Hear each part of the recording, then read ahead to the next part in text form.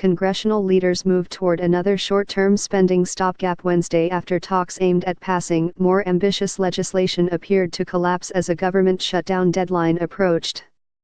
Republicans have pushed for increased military funding and disaster aid for hurricane-ravaged communities in the South.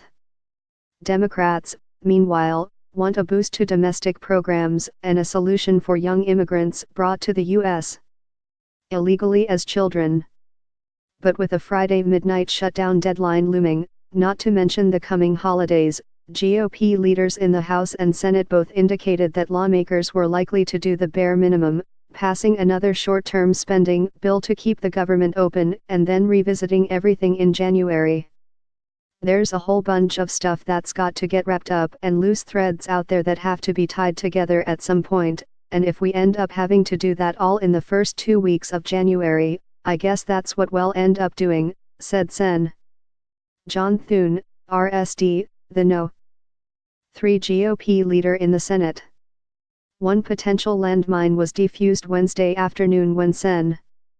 Susan Collins, R. Maine, who had conditioned her vote for the GOP tax overhaul that passed Congress Wednesday on the separate passage of 2 health care provisions, agreed with withdraw her demand that the health care provisions get attached to the year-end spending legislation. That threatened to provoke a confrontation with House Republicans, who oppose the health bills that would pay out subsidies to insurers that participate in the Affordable Care Act's health insurance marketplaces. Rather than considering a broad year-end funding agreement as we expected, it has become clear that Congress will only be able to pass another short-term extension to prevent a government shutdown and to continue a few essential programs, Collins said in a joint statement with Sen. Lamar Alexander, R10.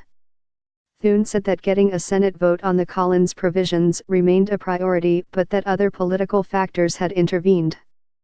I know the leader wants to get it voted on for Senator Collins and others, but I think at this point the question of what the path forward is in the House is still kind of uncertain, Thune said.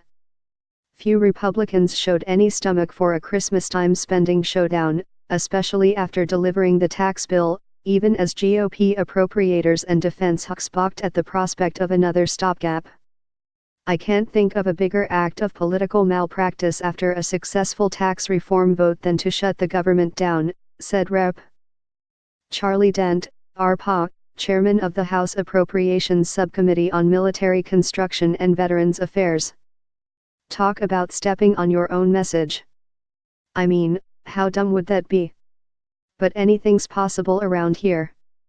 House Republican leaders filed a government funding bill late Wednesday that bows to the wishes of conservative lawmakers but is widely seen as unpassable in the Senate because of Democratic opposition.